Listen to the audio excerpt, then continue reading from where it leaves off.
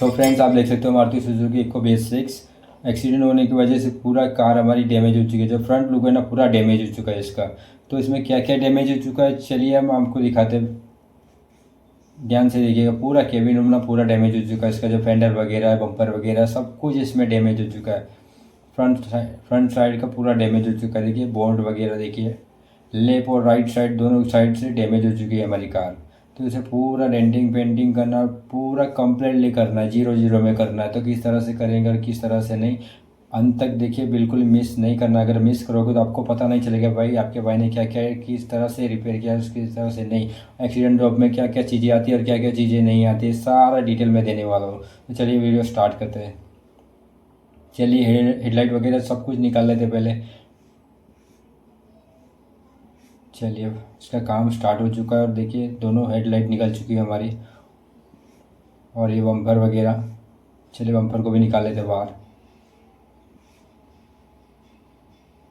ये देखिए बम्पर भी पूरा डैमेज हो चुका है भाई, सब कुछ रिपेयर ही करना है हमें। ये देखिए एप्लॉन वगैरह आगे, फ्रेम वगैरह सब कुछ बेंड हो चुका है।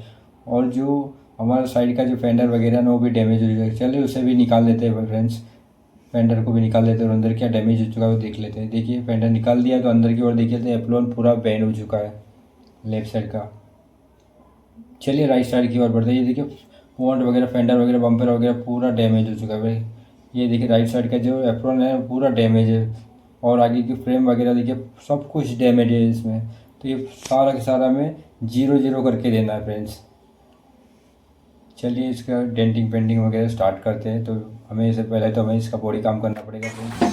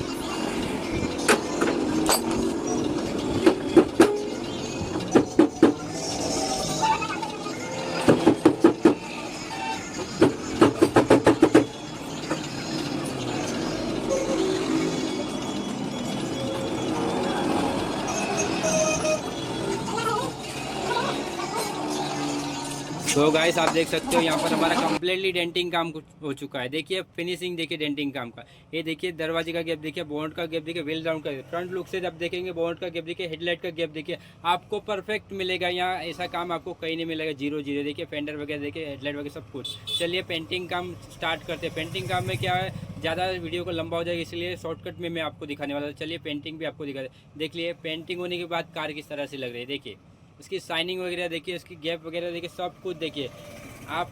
देखिए इसमें पॉलिश मारने की भी ज़रूरत नहीं भाई, इस तरफ का हमने काम किया है पेंटिंग का।